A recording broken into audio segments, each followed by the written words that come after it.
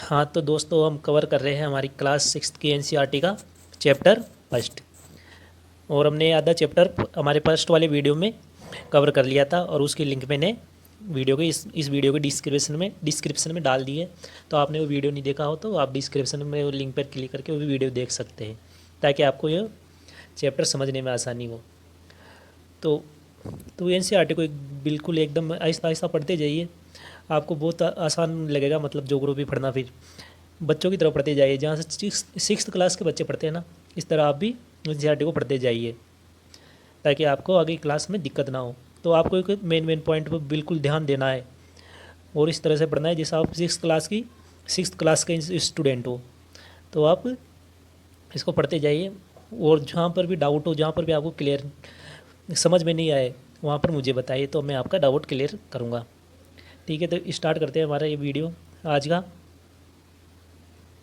हमने यहाँ तक पढ़ लिया था, और आज पढ़ेंगे सौर मंडल के बारे में।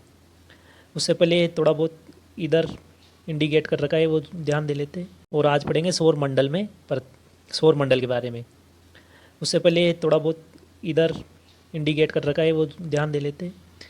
पौराणिक रोमन कहानियों में सोल सूर्य देवता को कहा जाता था। पौराणिक रोमन कहानियों में सूर्य को क्या कहा जाता था? देवता। सौर शब्द का अर्थ है सूर्य से संबंधित। सौर शब्द का अर्थ होता है सूर्य से संबंधित, इसलिए सूर्य के परिवार को सौर मंडल कहा जाता है। और सौर शब्द का उपयोग करते हुए अधिक शब्दों को लिखे। तो हम पढ़ने जा रहे हैं सौर मंडल में पृथ्वी, यानी सूर्य, आठ ग्रह, उपग्रह तथा कुछ अन्य खगोलीय पिंड जैसे क्षुद्र ग्रह। क्षुद्र ग्रह किसको कहा जाता है? जो मंगल और बृहस्पति की कक्षाओं के बीच में पत्र के छोटे छोटे टुकड़े हैं, जो एक पट्टी के समान दिखाई देते हैं, उनको क्षुद्र ग्रह पट्टी कहते हैं। तो जैसे क्षुद्र ग्रह एवं उल्का पिंड मिलकर सौरमंडल का निर्माण करते हैं। सूर्य तथा उसके 8 ग्रह और क्षुद्र ग्रह तथा विभिन्न पुच्छल तारे और उल्का पिंड मिलकर सौर मंडल का निर्माण करते हैं। उसे हम सौर परिवार का नाम देते हैं, जिसका मुखिया सूर्य है। सौर मंडल का मुखिया सूर्य है। ठीक है, आपको ध्यान रहेगा, सौर मंडल का मुखिया सूर्य है, और सूर्य सौर मंडल के केंद्र में स्थित है। ये हमारा सौर मंडल, और इसके केंद्र में स्थित सूर्य इसके केंद्र में स्थित है। और जैसे यहाँ पर एक विभिन्न ग्रह इस डायरेक्शन में चक्कर लगाते रहते हैं, और सूर्य से प्रकाश तथा ऊष्मा प्राप्त करते रहते हैं। तो सौर मंडल के केंद्र में स्थित है। अरे सौर मंडल का केंद्र है, तो केंद्र में सूर्य स्थित है। शब्दों की उपस्थिति। ऐसे बहुत से शब्द जिनका उपयोग हम एक भाषा में करते हैं। हमारी हिंदी भाषा में भी ऐसे बहुत से शब्द हैं जो अन्य भाषाओं से लिए गए हैं, लेकिन हमें पता नहीं चलता है कि किसका शब्द है। अक्सर वे दूसरी भाषाओं से लिए गए शब्द हो सकते हैं। उदाहरण के लिए ज्योग्राफी एक अंग्रेजी शब्द है। ज्योग्राफी क्या है? एक अंग्रेजी शब्द है। एक ग्रीक भाषा से लिया गया शब्द है। ज्योग्राफी ग्रीक भाषा से लिया गया एक शब्द है, जिसका अर्थ है पृथ्वी का विवरण। ज्योग्राफी का अर्थ क्या होता है? पृथ्वी का विवरण। ये दो ग्रीक शब्दों से मिलकर बना है, जिनमें जी शब्द का अर्थ है पृथ्वी। जी शब्द का अर्थ क्या है? पृथ्वी। और ग्राफ्या का अर्थ होता है लिखना, यानी जियोग्राफी, पृथ्वी के बारे में कुछ लिखना, कुछ जानना। आइए पृथ्वी के संबंध में और अधिक जाने। यहाँ पर जियो से बना है लॉजी। जियोलॉजी मतलब पृथ्वी का अध्ययन। जियोमेट्री मतलब पृथ्वी का मापन।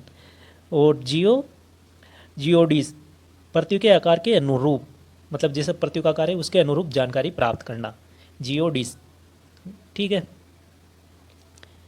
तो आगे बढ़ते हैं। अब जानते हैं सूर्य के बारे में।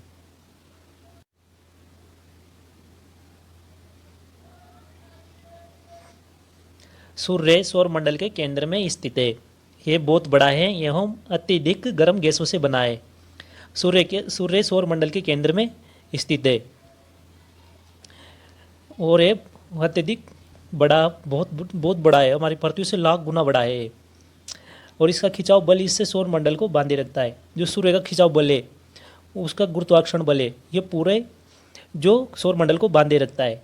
वो सूर्य विभिन्न गैसों से मिलकर बना हुआ है। ये क्या है? गैसीय पिंड है, जो इसमें ऊर्जा ऊर्जा को उत्पन्न करती है और वो ऊर्जा प्रकाशित होती है। सौरमंडल के लिए प्रकाश एवं एक उष्मा का सौरमंडल के लिए प्रकाश एवं उष्मा का एकमात्र स्रोत सूर्य है। सौरमंडल के जितने भी उल्कापिंड, उपग्रह, ग्रह तथा हमारी पृथ्वी सौरमंडल में सूर्य से ही उष्मा प्राप्त करती है, क्योंकि सूर्य ही सौरमंडल का एकमात्र ऐसा तारा है जो सभी ग्रहों को ऊर्जा प्रदान करता है।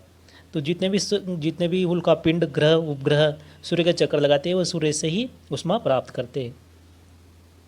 लेकिन हम इसकी अत्यधिक तेज उष्मा को महसूस नहीं करते हैं। हम पृथ्वी पर रहते हुए सूर्य की तेज उष्मा को महसूस नहीं कर पाते हैं, क्योंकि ये सबसे नज़दीक का तारा होने के बावजूद भी हमसे बहुत दूर है। हमसे नज़दीक का तारा होने के बावजूद भी हमसे बहुत दूर है, और सूर्य पृथ्वी से लगभग 15 करोड़ किलोमीटर दूर है।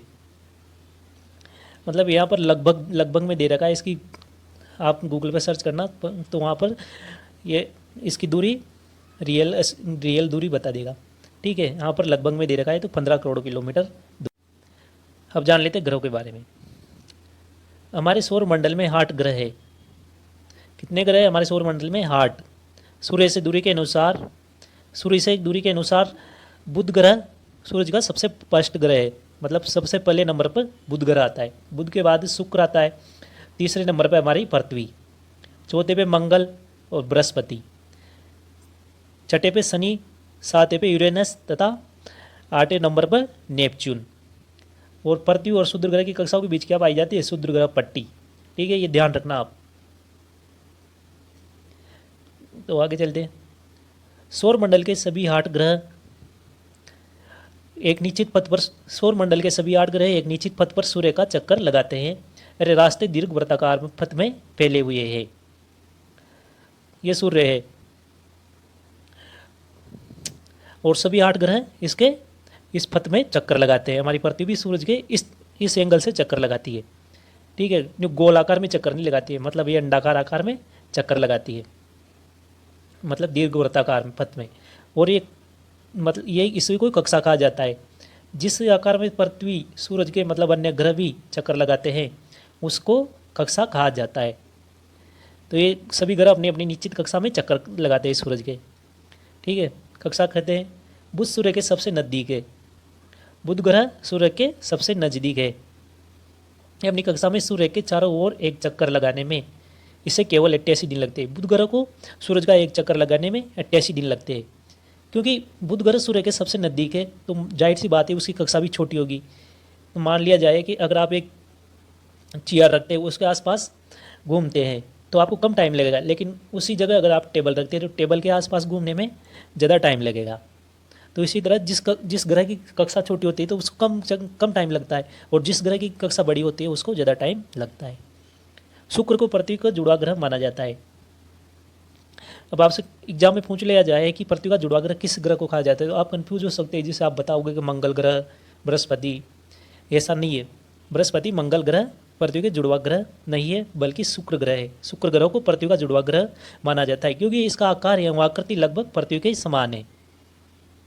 ठीक है, अभी तक प्लूटो भी एक ग्रह माना जाता था। प्लूटो को भी 2006 से पहले ये ग्रह माना जाता था। जो 2006 तो हमारे ऐसा बोलते मतलब कहा जाता था कि 9 ग्रह थे, लेकिन प्लूटो को ग्रह की श्रेणी से बाहर कर दिया गया, क्योंकि जो प्लूटो ग्रह है ये अपनी कक्षा में चक्कर लगाते लगाते अन्य कक्षा में भी एंट्री कर जाता था। जबकि ग्रह की एक खासियत होती है, उसकी निश्चित कक्षा होती है, ग्रह की निश्चित कक्षा होती है। जबकि प्लूटो ऐसा नहीं था, वो किसी की कक्षा में भी घुस जाता था, इसलिए उसको ग्रह की श्रेणी से हटा दिया गया 2006 में। 2006 में प्लूटो को ग्रह की श्रेणी से हटा दिया गया। और ये निर्णय किसने लिया था? अंतर्राष्ट्रीय खगोलीय संगठन ने। कुछ समय पहले खोजे गए खगोलीय पिंड 2003 यूबी 313 और सीरस तथा प्लूटो बोने ग्रह कह सकते हैं। इनको क्या कहते हैं? बोने ग्रह कहते हैं। ठीक, सौर मंडल के बारे में हमने जान लिया, ग्रहों के बारे में जान लिया। अब पृथ्वी के बारे में जानते हैं। पृथ्वी, सूर्य से दूरी के हिसाब से पृथ्वी तीसरा ग्रह है। फर्स्ट ग्रह कौन सा है? फर्स्ट ग्रह तो बुध है दूरी के हिसाब से, और दूसरा ग्रह शुक्र है। शुक्र के बाद तीसरे नंबर पर हमारी पृथ्वी आती है। तो दूरी के हिसाब से तीसरे नंबर का ग्रह है पृथ्वी, और आकार में यह पांचवा सबसे बड़ा ग्रह है। आकार में पृथ्वी कौन सा ग्रह है? पांचवा। और आकार में पहला ग्रह कौन सा है? सबसे बड़ा ग्रह फर्स्ट बृहस्पति। बृहस्पति ग्रह आकार में 8 ग्रहों में से सबसे बड़ा ग्रह है। 8 ग्रह है ना हमारे सूर्य के, उनमें से सबसे बड़ा ग्रह बृहस्पति है और 5वें नंबर की हमारी पृथ्वी है। ठीक है, यही कारण है कि इसके आकार को भूभाग कहा जाता है। पृथ्वी के आकार को भूभाग क्यों कहा जाता है? पृथ्वी के आकार को भूभाग इसलिए कहा जाता है क्योंकि सबसे बड़ा ग्रह है, 5वां नंबर का सबसे बड़ा ग्रह है। ध्रुव के पास थोड़ी चपटी है। पृथ्वी क्या है? ध्रुव के पास थोड़ी चपटी है, इसलिए इसके आकार को भूभाग आकार कहा जाता है। भूभाग का अर्थ होता है पृथ्वी के समान आकार। क्या होता है भूभाग का अर्थ? पृथ्वी के समान आकार। जीवन के लिए अनुकूल परिस्थितियाँ संभवतः केवल पृथ्वी पर ही पाई जाती है। पृथ्वी पर ही जीवन के लिए अनुकूल परिस्थितियाँ पाई जाती है, क्योंकि पृथ्वी न तो अधिक गर्म है और न ही अधिक ठंडी है। पृथ्वी न तो अधिक गर्म है और न अधिक ठंडी है। यहाँ पानी एवं वायु उपस्थित है जो हमारे जीवन के लिए आवश्यक है। पृथ्वी पर पानी तथा वायु उपस्थित है जो हमारे जीवन के लिए आवश्यक है।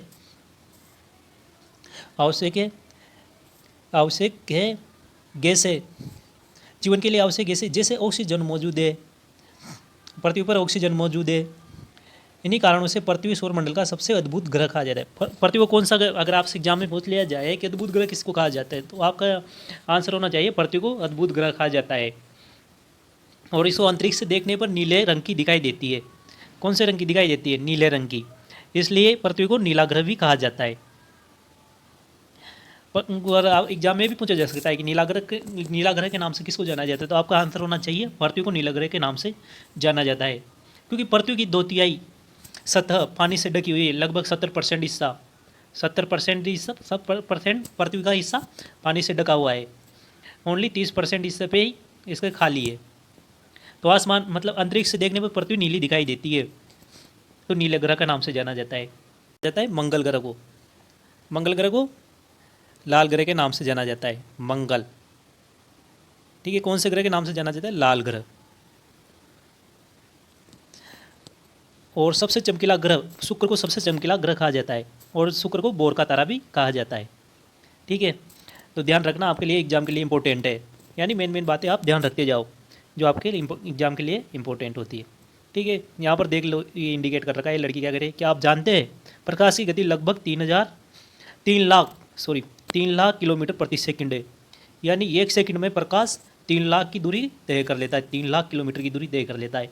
इस इतनी गति होते हुए भी सूर्य के प्रकाश को पृथ्वी पर आने में 8 मिनट का समय लग जाता है। 8 मिनट का समय लग जाता है। तो आपसे एग्जाम में पूछा जाएगा कि पृथ्वी पर सूर्य का प्रकाश को कितना टाइम लगता है आने में, तो आपका ये समझिए 8 मिनट। 8 मिनट का टाइम लगता है पृथ्वी पर सूर्य का प्रकाश आने में। ठीक है, आगे चलते हैं। रोचक तथ्य। नील आर्मस्ट्रॉन्ग पहले व्यक्ति थे जिन्होंने 20 जुलाई 1969 को सबसे पहले चंद्रमा की सतह पर कदम रखा। मालूम करो कि क्या कोई भारतीय चंद्रमा पर गया है, ये आपको मालूम करना है। रोचक तथ्य है कि आपको पूछ लिया जाए कि चंद्रमा की सतह पर सबसे पहले कदम रखने वाला व्यक्ति कौन था, तो आप नाम बताना, नील आर्मस्ट्रॉन्ग। और डेट याद रखना है 20 जुलाई 1969 को। ठीक है, आगे बढ़ते हैं, जानते हैं चंद्रमा के बारे में। चंद्रमा हमारी पृथ्वी के पास केवल एक उपग्रह है। हमारी पृथ्वी के पास केवल एक उपग्रह है चंद्रमा, और इसका व्यास पृथ्वी के व्यास का केवल 1/4 है। चंद्रमा का व्यास कितना है? पृथ्वी के व्यास का 1/4। यह इतना बड़ा इसलिए प्रतीत होता है क्योंकि ये हमारे ग्रह से अन्य खगोलीय पिंडों की अपेक्षा नज़दीक है। हमारे ग्रह से अन्य खगोलीय पिंडों की अपेक्षा नज़दीक है, पृथ्वी के नज़दीक है। ये हमसे लगभग 3,84,400 किलोमीटर दूर है। अगर आपसे चांद की दूरी पूछ ली जाए कि पृथ्वी से चांद की दूरी कितनी है, तो आप बताना 3,84,400 किलोमीटर। ठीक है। अब आप पृथ्वी से सूर्य चंद्रमा की दूरी की तुलना कर सकते हैं।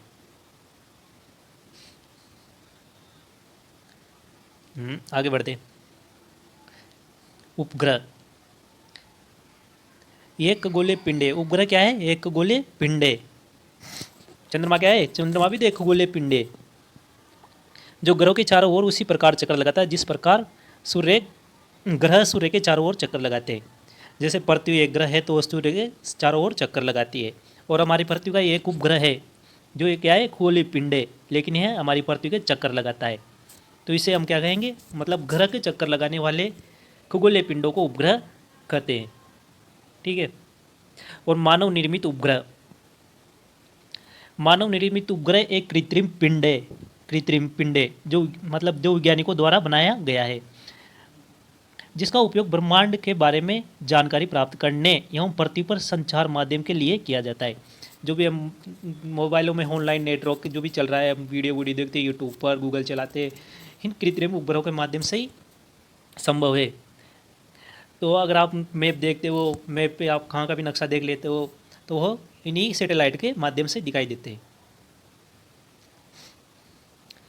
इस रॉकेट के द्वारा अंतरिक्ष में भेजा जाता है। इनको रॉकेट के एक रॉकेट होता है, उसकी सहायता से अंतरिक्ष में भेजा जाता है और पृथ्वी की कक्षा में स्थापित कर दिया जाता है। अंतरिक्ष में उपस्थित कुछ भारतीय उपग्रह इनसेट, IRS, यूडीसेट इत्यादि है। इनका नाम याद रखना। चलो आगे चलते हैं। हमारे पर जीवन एवं पदों को जीवित रखने तथा विकास करने के लिए किन किन तत्वों की आवश्यकता होती है, ये आपने लिखना। चंद्रमा पृथ्वी का एक चक्कर लगाने में लगभग 27 दिन लगाता है। मतलब पृथ्वी के चंद्रमा को पृथ्वी का एक चक्कर लगाने में कितना टाइम लग जाता है? 27 दिन। 27 दिन। ये अपने अक्ष पर एक चक्कर भी पूरा करता है। इतने ही समय, मतलब पृथ्वी जैसे अपने अक्ष पर 24 घंटे में एक चक्कर पूरा कर लेती है पृथ्वी, लेकिन चंद्रमा क्या है? चंद्रमा पृथ्वी के चारों ओर घूमने में भी 27 दिन लगाता है, और अपने अक्ष पर एक चक्कर पूरा करने में भी इसे इतना ही टाइम लगता है। इसके परिणाम स्वरूप पृथ्वी से हमें चंद्रमा का केवल एक ही भाग दिखाई पड़ता है, क्योंकि इसका पृथ्वी के चारों ओर चक्कर लगाना और अपने अक्ष पर भी घूमना, इस दोनों का टाइम बराबर है, इसलिए चंद्रमा का हमें एक ही भाग दिखाई देता है। तो आपसे क्वेश्चन पूछ लिया जाएगा कि आपकी एग्जाम में कि चंद्रमा का एक ही हिस्सा क्यों दिखाई देता है, तो मैंने अभी बताया वो वहाँ पर जवाब दे देना। चंद्रमा की परिस्थितियाँ जीवन के लिए अनुकूल नहीं है। अब क्यों अनुकूल नहीं है? इसकी सतह पर पर्वत है, मैदान है और गड्ढे हैं जो चंद्रमा की सतह पर छाया बनाते हैं। आप पूर्ण रात्रि के दिन जब चंद्रमा की सतह को देखते हैं तो उस पर आपको काले काले धब्बे दिखाई देते हैं। काले काले ऐसे काले काले धब्बे दिखाई देते हैं। तो वो क्या होते हैं? वो होते हैं पर्वत और इन गड्ढों की प्रतिछाया होती है, वो जो हमें दिखाई देते हैं, चंद्रमा की छाया बनाते हैं। पूर्णिमा के दिन चंद्रमा पर इनकी छाया को देख सकते हैं, तो आप पूर्णिमा के दिन इनकी छाया को देख सकते हैं। और अब चलता है हमारा क्षुद्र ग्रह। तारों, ग्रहों एवं उपग्रहों के अतिरिक्त असंख्य छोटे पिंड भी सूर्य के चक्कर लगाते हैं। तारों, ग्रहों एवं उपग्रहों के अतिरिक्त असंख्य छोटे पिंड भी सूर्य के चक्कर लगाते हैं, और इन पिंडों को क्षुद्र ग्रह कहते हैं। तो क्या बोलते हैं इनको? क्षुद्र ग्रह। और क्षुद्र ग्रह कहाँ पाए जाते हैं? बृहस्पति और मंगल और बृहस्पति की कक्षाओं के बीच क्षुद्र ग्रह पाई जाती है। ये मंगल एवं बृहस्पति की कक्षाओं के बीच पाए जाते हैं। वैज्ञानिकों के अनुसार क्षुद्र ग्रह के ही भाग होते हैं। तो क्षुद्र ग्रह किसके भाग है? जो लाखों करोड़ों वर्ष पहले विषुवटों के कारण ग्रह से अलग हो गए थे, तो उनके टुकड़े हैं जो मंगल और बृहस्पति की कक्षाओं के बीच चक्कर लगा रहे, जो कि बहुत वर्ष पहले विषुवट के बाद टूटकर अलग हो गए थे। ठीक है, तो ये पत्र के टुकड़े होते हैं। उल्का पिंड। उल्का पिंड सूर्य के चारों ओर चक्कर लगाने वाले पत्थरों के छोटे छोटे टुकड़े होते हैं। तो उल्का पिंड भी पत्थर के छोटे छोटे टुकड़ों को कहते हैं। क्या है उल्का पिंड? सूर्य के चारों ओर चक्कर लगाने वाले पत्थरों के छोटे छोटे टुकड़े। कभी कभी ये उल्का पिंड पृथ्वी के इतने नज़दीक आ जाते हैं कि इनकी प्रवृत्ति पृथ्वी पर गिरने की होती है। कभी कभी ये पृथ्वी के इतने नज़दीक आ जाती है कि इनकी प्रवृत्ति पृथ्वी पर गिरने की होती है। इस प्रक्रिया के दौरान वायु के साथ घर्षण होने के कारण ये गर्म होकर जल जाते हैं। तो ये जो कोई ग्रह होता है, मतलब उल्का पिंड होता है, उसकी प्रवृत्ति मतलब पृथ्वी पर गिरने वाला होता है, लेकिन पृथ्वी के बाहर इतनी तेज हवाएं चलती रहती है कि उनके कारण वह जलकर राख हो जाता है।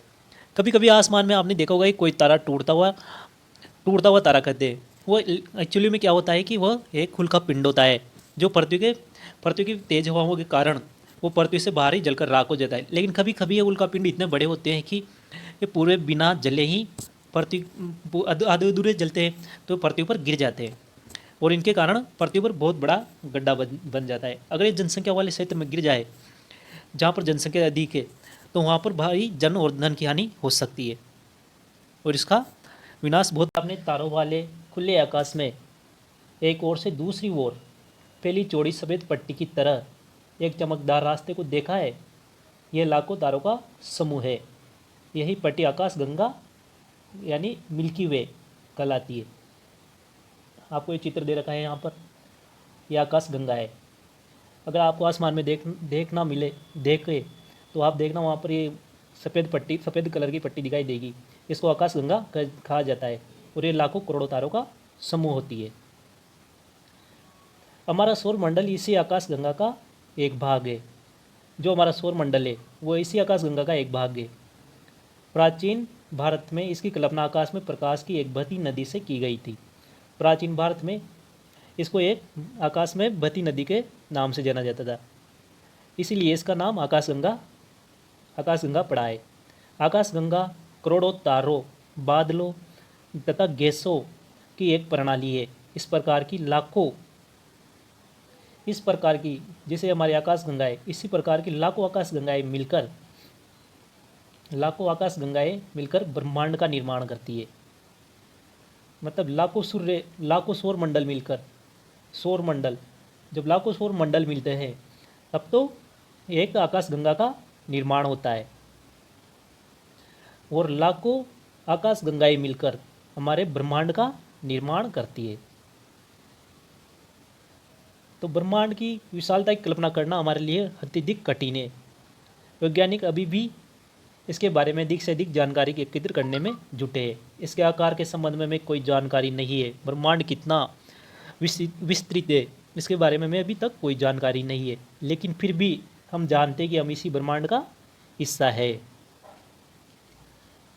क्या आप ब्रह्मांड के साथ अपना संबंध बता सकते हैं? आप पृथ्वी पर है तथा पृथ्वी सौर मंडल का एक भाग है और हमारा सौर मंडल आकाश गंगा यानी मिल्की वे का एक भाग है। हमारा सौर मंडल भी किसका भाग है? आकाश गंगा यानी मिल्की वे का। और ये हमारे आकाश गंगा में लाखों सौर मंडल है और ऐसे लाखों करोड़ों आकाश गंगाएं मिलकर ब्रह्मांड का निर्माण करती है। और हमारी जो आकाश गंगा है तो ब्रह्मांड का ही हिस्सा है। ब्रह्मांड से जुड़े इस तथ्य पर विचार कीजिए कि इसमें लाखों आकाश गंगाएं मौजूद है। इस चित्र में आपका स्थान कहाँ है? तो इस चित्र में ये दे रखा है, तो हमारी पृथ्वी है, ये हमारा सौर मंडल और ये आकाश गंगा, ये ब्रह्मांड। ठीक है, हमारा चैप्टर आज का चैप्टर पूरा हो गया है और इसके क्वेश्चन कर लेते हैं। ओके दोस्तों, निम्नलिखित प्रश्नों के उत्तर संक्षेप में दीजिए। ग्रह और तारों में क्या अंतर है? तो आपने जाना था जिन खगोलीय पिंडों का अपना प्रकाश तथा ऊष्मा होती है उन्हें तो हम तारा कहते हैं, और जिन खगोलीय पिंडों का अपना प्रकाश तथा ऊष्मा नहीं होते हैं उन्हें ग्रह कहा जाता है। सौर मंडल से आप क्या जानते हैं? तो सौर मंडल सूर्य तथा उसके 8 ग्रह तथा अन्य खगोलीय पिंड और उल्काएं, धूमकेतु और क्षुद्र ग्रह पट्टी मिलकर सौर मंडल का निर्माण करती है, जिसे हम सौर परिवार के नाम से जानते हैं। ठीक है, सूर्य से उनकी दूरी के अनुसार सभी ग्रहों के नाम लिखे। तो आप लिख देना फर्स्ट नंबर पर कौन है दूरी के अनुसार? बृहस्पति, फर्स्ट नंबर पे बुध, सेकंड पे शुक्र, तीसरे नंबर पर हमारी पृथ्वी है और चौथे नंबर पर मंगल, पाँचवें पर बृहस्पति, 6 नंबर पर आता है 6 नंबर पर आता है शनि, और 7वें नंबर पर आता है यूरेनस, और 8वें नंबर पर नेपच्यून।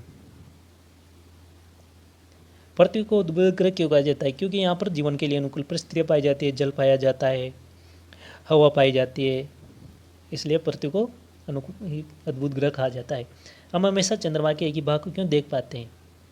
क्योंकि चंद्रमा पृथ्वी का एक चक्कर पूरा करने के साथ साथ अपने अक्ष पर घूमने का टाइम भी उसका वही है। मतलब जितने टाइम में पृथ्वी का एक चक्कर पूरा करता है, वो अपने अक्ष पर भी उतने ही टाइम में घूमता है। इसलिए हम सूर्य का, चंद्रमा का केवल एक ही भाग देख पाते हैं। किस ग्रह को पृथ्वी से जुड़वा ग्रह का नाम से जाना जाता है? तो आपको बताया था मैंने, शुक्र ग्रह को पृथ्वी का जुड़वा ग्रह के नाम से जाना जाता है, क्योंकि आकार और स्थिति में पृथ्वी के समान है। और शनि को काला ग्रह कहा जाता है। सूर्य से तीसरा सबसे नजदीक ग्रह कौन सा है? तो पृथ्वी है, 3 नंबर पे आती है। बुध फर्स्ट नंबर पे आता ही है, और शुक्र दूसरे नंबर पर। सभी ग्रह सूर्य के चारों ओर किस प्रकार से चक्कर लगाते हैं? तो दीर्घवृत्ताकार पथ पर। किस पर? दीर्घवृत्ताकार पथ पर, इस आकार में, और इसको कक्षा कहा जाता है।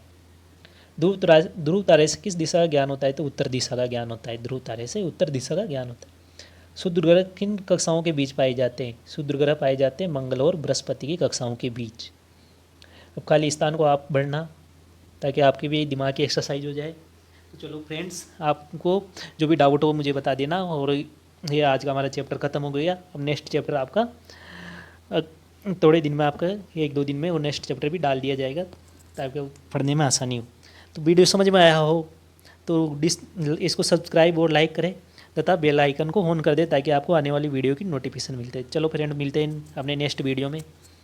जब तक के लिए धन्यवाद। Thank you so much.